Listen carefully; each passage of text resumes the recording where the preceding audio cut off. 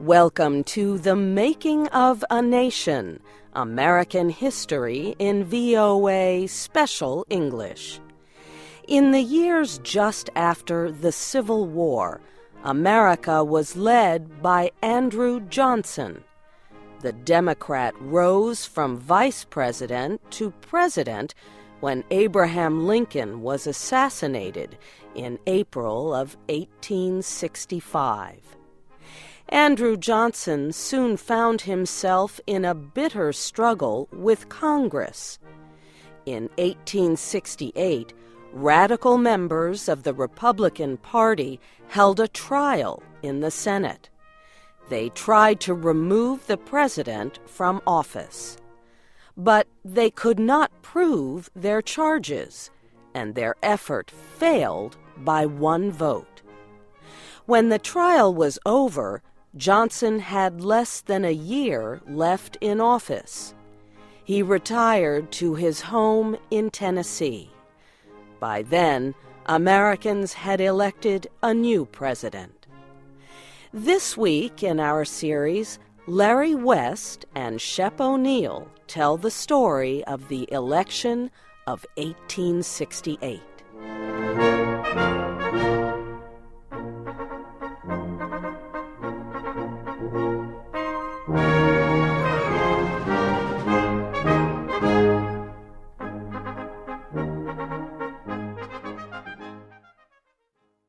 There was no question about the Republican choice for president.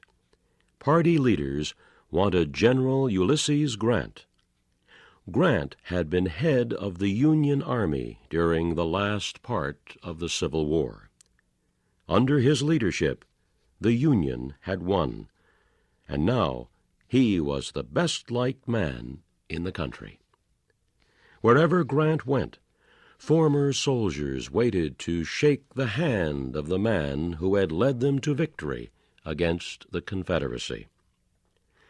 The Democratic Party had a much more difficult time choosing a candidate for president in 1868. 47 men wanted the nomination. After several votes during its convention, the party failed to choose one above the others. Finally, party leaders looked for a compromise candidate. They chose Horatio Seymour, a former governor of New York State. He won the nomination on the 22nd ballot. Seymour, at first, said he could not accept the honor. He said he did not want to be president. But finally, after much urging from other party leaders, he agreed to run against Grant. The presidential campaign was a strange one. Neither Grant nor Seymour campaigned very hard. Grant told his advisers he would take no part in the election campaign.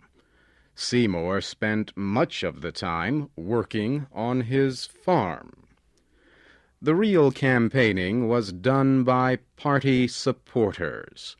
Republicans urged Union men to vote as you shot for Ulysses Grant, the man who won the Civil War.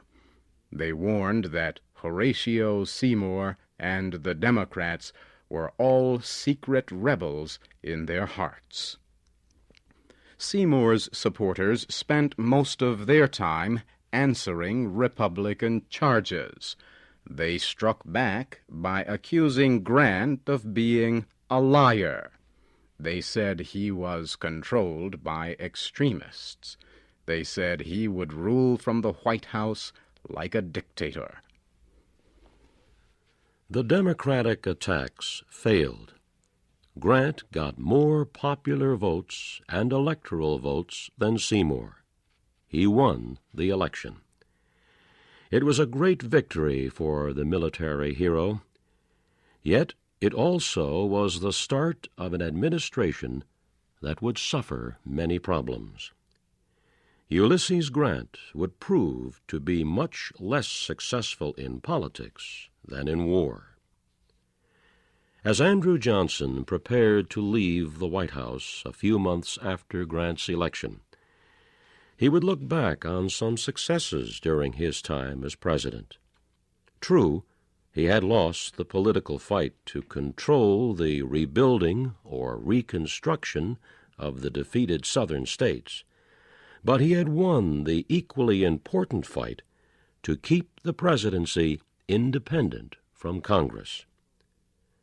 Johnson also could look back on some successes in foreign relations. During his administration, he got Napoleon III of France to withdraw French forces from Mexico, and he got more territory for the United States. In the spring of 1867, the Russian minister in Washington made a surprise offer. He said his country was willing to sell some of its territory in North America.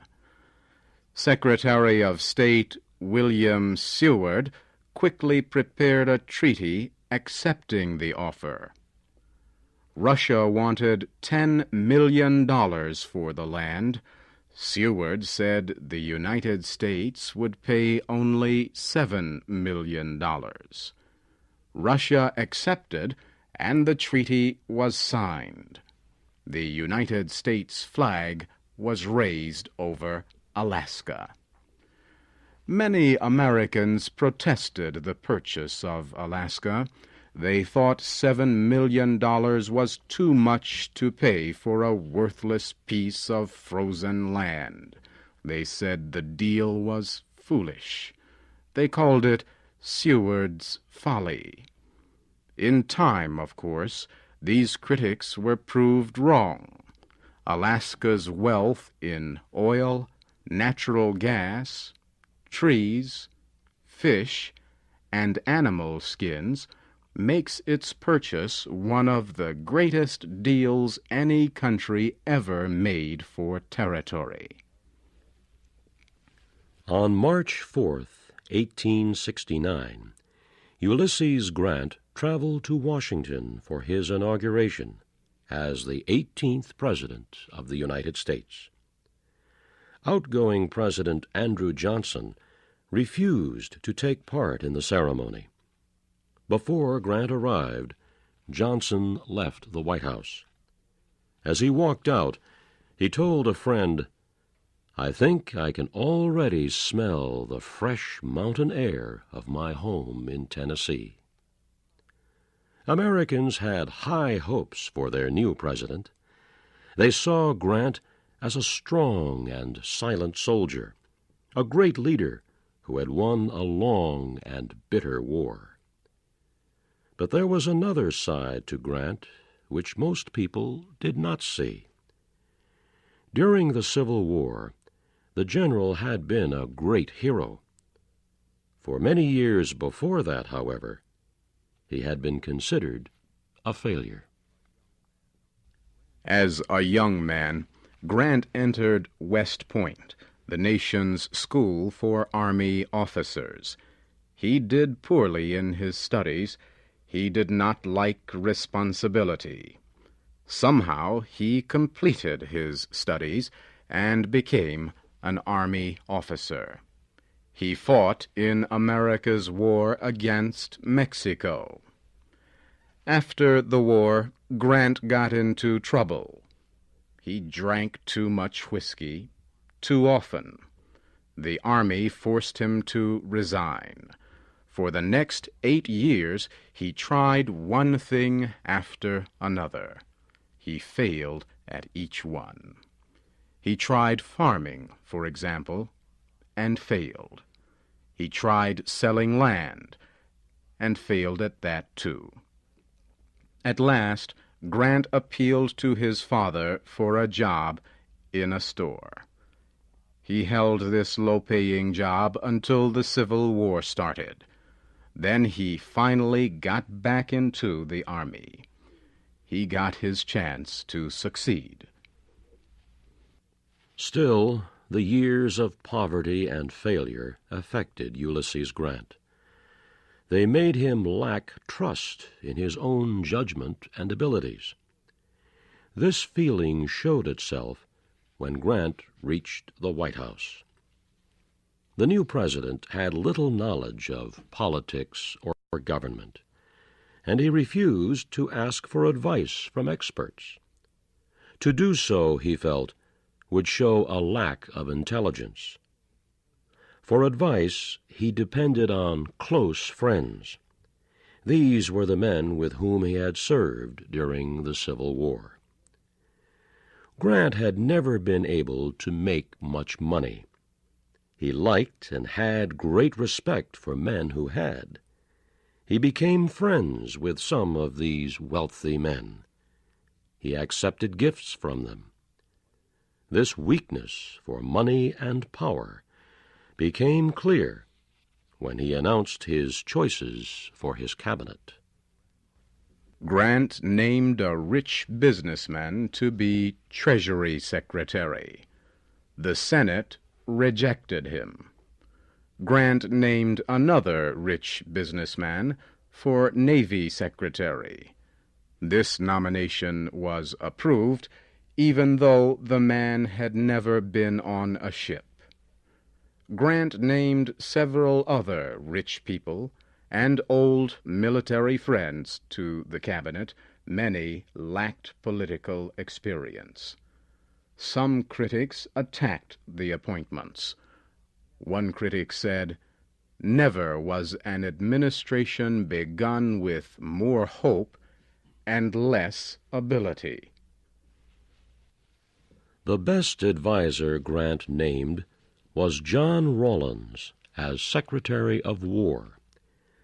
Rawlins was a good judge of men, and he was wiser than most of Grant's other friends.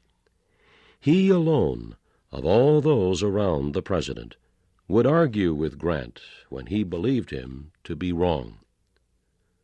Rawlins, however, was in poor health. His condition grew worse during the summer of 1869. Early in autumn, he died. Rawlins' death hurt President Grant deeply, but the lack of honest, wise advice in the White House would hurt the country even more. That will be our story next week, in the next program of The Making of a Nation.